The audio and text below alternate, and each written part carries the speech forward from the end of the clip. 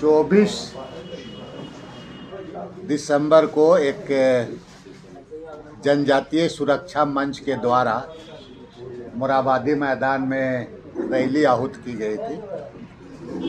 अच्छी बात है, लोकतंत्र में रैली, धरना, सभा आयोजन करना सबको अधिकार है। हम लोग को भी बहुत उम्मीद था उस रैली से कि वर्तमान परिस्थिति में जो आदिवासियों का स्थिति है, उनके द्वारा आदिवासियों को एक संदेश दिया जाता। चूँकि आदिवासी की बात, आदिवासी की रैली कही जाती है तो बहुत सारे उम्मीद भी रहता है। लेकिन पूरे रैली में अगर कहा जाए तो सिर्फ और सिर्फ जिस तरह छत्तीसगढ़ एमपी में चुनाव के समय वोट को पोलराइज करने का प्रयास आदिवासियों को साज-बाज दिखा करके, क्योंकि आने वाले दिन में प्रदेश में भी चुनाव है, लोकसभा चुनाव है, फिर आपका विधानसभा चुनाव है 2024 के अक्टूबर-नवंबर में। तो एक तरफ से कहा जाए एक वोट को पोलराइज करने का ही षड्यंत्र, साजिश ही इसको कहा जाएगा। आज इस राज्य का सबसे बड़ा महत्वपूर्ण इशू जो लंबे समय से सरना धर्मावलंबियों के द्वारा सरना कोड की बात कही जा रही है, मांग की जा रही है। कई एक बार दिल्ली से लेकर के राजधानी झारखंड से लेकर के दिल्ली तक धरना प्रदर्शन करके आंदोलनरत रहे लोग। लेकिन इतनी बड़ी रैली में एक बात भी सरना कोड के बारे नहीं कहना, जबकि इसके पहले चुनाव में खुद देश के आदरणीय गृह मंत्री जी गुमला के चुनावी सभा में उन्होंने कहा था कि 2019 में हमारी चुनाव 2019 के चुनावी सभा में उन्होंने कहा था कि हमारी सरकार आएगी तो हम निश्चित रूप से सरना कोड को हम देने की बात करेंगे, देंगे। ये बात उनके द्वारा कही गई थी। उनके चुनावी एजेंडा में भी मामला था। लेकिन इतने बड़ी बात को एक बात भी इस रैली में उनके द्वारा, उनके जो वक्ताओं के द्वारा एक बात भी नहीं कही गई। दूसरी बात है कि बड़ी बड़ी बात करते हैं स्वर्गीय कार्तिक उरांव पंखराज बाबा के बारे में। इनको बताना चाहिए कि स्वर्गीय कार्तिक उरांव आदिवासियों के लिए शिक्षा के क्षेत्र में पूरे आपके पड़ोसी राज्य उड़ीसा से लेकर के आपका छत्तीसगढ़, और उस समय छत्तीसगढ़ अलग नहीं हुआ था, एमपी का पार्ट था, झारखंड बंगाल मिला के 72 स्कूल उनके द्वारा चलाया गया था। अखिल भारतीय आदिवासी विकास परिषद के तत्वाधान में 72 स्कूल उनके द्वारा चलाया गया। मैं पूछना चाहता हूं उन नेताओं को, बड़ी बड़ी भाषण दे रहे थे मोरहाबादी मैदान में कि यूपीए गवर्नमेंट के द्वारा उनको अनुदान दिया जाता था। केंद्र सरकार में केंद्र सरकार के द्वारा अनुदान दिया जाता था। अटल बिहारी वाजपेयी के सरकार में बंद कराया गया या नहीं, इसका जवाब उनसे मैं मांगता हूं। और उनको बताना चाहिए कि ये 72 स्कूल क्यों बंद हुए। ये 72 स्कूल उनके द्वारा क्यों बंद किया गया। आज कार्तिक उरांव जी के नाम पर वोट को पोलराइज करने के लिए जिस तरह से आपकी उनका बात किया जाता है, ये जो प्रदेश है इस प्रदेश में गोडसे और सावरकर का विचारधारा नहीं चलेगा। इस प्रदेश में जमीन बचाने वालों का चलेगा। जमीन बचाने वालों का विचारधारा भगवान बिरसा मुंडा का विचारधारा चलेगा। यहाँ पर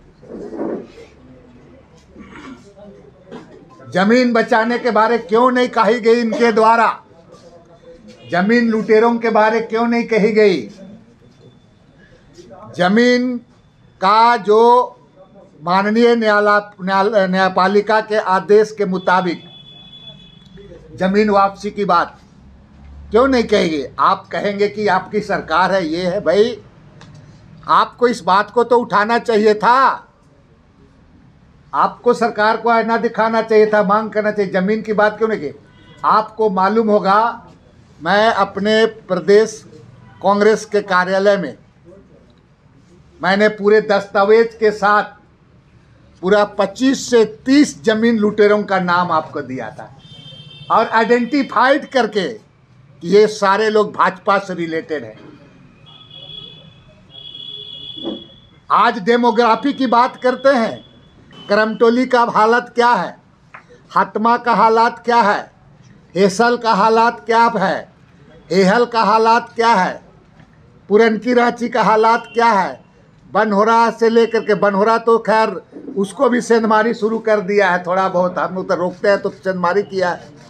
कमरे का हालात क्या है, तिलता का, पूरा डेमोग्राफी तो कर दी। आप डेमोग्राफी को पाकुड़ और जमताड़ा की बात करते हो, पूरा डेमोग्राफी किसने क्या किया है? ना शिक्षा के बारे वहाँ से बोला गया, ना ही वहाँ पर आपका बाकी चीज। आज तो इनकी सरकार केंद्र में है और केंद्र में हो करके भी फॉरेस्ट राइट कानून का आपका पूरा उसको आपका पूरा एक कटौती कर दिया गया। पूरा ट्राइबल सब प्लान के बारे, ट्राइबल सब प्लान का पैसा केंद्र सरकार के द्वारा कटौती कर दिया गया। दूसरा महत्वपूर्ण बात मैं कहूँगा कि बार बार इनके द्वारा कहा जाता है कि 80% 90% मतांतरित लोग खिले लिया पूरा बोलता है। क्या इस देश में संविधान से देश चलता है ना? कोई भी नियुक्ति, आप सारे लोग माननीय पत्रकार लोग काफ़ी हाईली क्वालिफाइड लोग हैं, बताओ कहीं पर नियुक्ति धर्म के आधार पर होता है क्या? ये बात को बताने चाहिए। अगर आप 80% 90% नौकरी की बात कर रहे हैं तो आप बताएं, केंद्र में आपकी सरकार है, जांच कराए और सबको भगाए, यहाँ से हटाइए पूरा। इसमें किसने रुका है आपको? भाई कोई नियम कानून आप देश में, इस देश के संविधान में कोई भी धर्म को उसको मनाने का, प्रचार करने का उसका अधिकार है। लेकिन आप बार बार लोगों को दिग्भ्रमित करते हैं कि 80% 90% यहाँ का माने मतांतरित लोग, जो लोग धर्म परिवर्तन किए हैं वही लोग नौकरी ले लिया कहते हैं। तो क्या धर्म के आधार पर नौकरी होता है? क्या धर्म के आधार पर नौकरी होता है? इसको यहाँ पर इसको समझना चाहिए, यहाँ पर बताना चाहिए इन लोगों को। सिर्फ और सिर्फ दिग्भ्रमित करने का काम करते हैं, लोगों को बरगलाने का काम करते हैं। और साथ साथ में करिया मुंडा जी 8 बार सांसद रह चुके हैं और आपका उपसभापति भी रह चुके हैं, मंत्री रह चुके हैं। माननीय करिया मुंडा जी, राज्य की जनता ने आपको उतना शिखर पर पहुंचाया, आप एक भी कुछ काम किए होंगे तो बता दीजिए तो सही। एक भी काम किए हैं तो आप बता दें। सिर्फ यहाँ पर एक पूरा का पूरा प्रयास, एक चीज जान लीजिए कि 32 तरह का आदिवासी होता है और उसमें से 32 तरह का आदिवासी में भी हम लोग इतना फूट है और यही फूट होने के चलते हमारा आरक्षण, जो हमारा परसेंटेज धीरे धीरे कम होते जा रहे हैं। अभी फिर इसी तरह की बात चलेगा तो स्वाभाविक है कि आरक्षण में हमारा जो हिस्सेदारी है वो स्वतः कम हो जाएगा। हम 4% 5% की बात करेंगे, फिर हम परसेंटेज कम हो जाएंगे, तो उसी आधार पर हमारा हिस्सा बनेगा। तो ये एक तरफ से समझ लीजिए कि यहाँ पर ये आरएसएस संघ वाले लोगों का ये फार्मूला चलाना चाहते हैं। लेकिन मैं कहना चाहूँगा, हम लोग यहाँ भी है प्रदेश में भी लोग ऐसे आदिवासी लोग हैं कि इनकी जो नीयत है ये नीयत यहाँ पर चलने नहीं दिया जाएगा। बाकी आप बात करते हो कई एक तरह का मन से 341 धारा का बात करते हो, 342 धारा का। आप 342 धारा पढ़े हो तो सही तरीके से बताओ, तो सही तरीके से बताओ। और मतांतरित का बात करते हो तो भाई आप जितने धर्मांतरण जो धर्म अलग अलग मान रहे हैं सबका डिलिस्टिंग भी होना चाहिए। बहुत लोग आप उसको कहते हैं कि सरना सनातन एक कहते हैं, और उसको आप उसी को आप कहते हैं कि भाई नहीं ये हमारा हिंदू धर्म की तरह क्या कहते हैं। तो इस तरह की बात करा करके आप अभी बहुत सारे लोग अपने इच्छा अनुसार अलग अलग धर्म को मानते हैं। बहुत जो धर्म उसको मानते हैं वो बिल्कुल अगर कहेंगे तो सरना धर्म से बिल्कुल अलग हो गए, अपना धर्म मानते हैं, कई तरह का अलग अलग धर्म मानते हैं आपका। तो उन लोगों को भी, सभी लोगों को डिलिस्टिंग करिए। तो ये जो आने वाला दिन का चुनाव का ये है, चुनाव में जो आपका पोलराइज करने का उनकी जो मंशा है, ये किसी भी हालात में आदिवासी उनका वोट का ये में कभी नहीं आएंगे।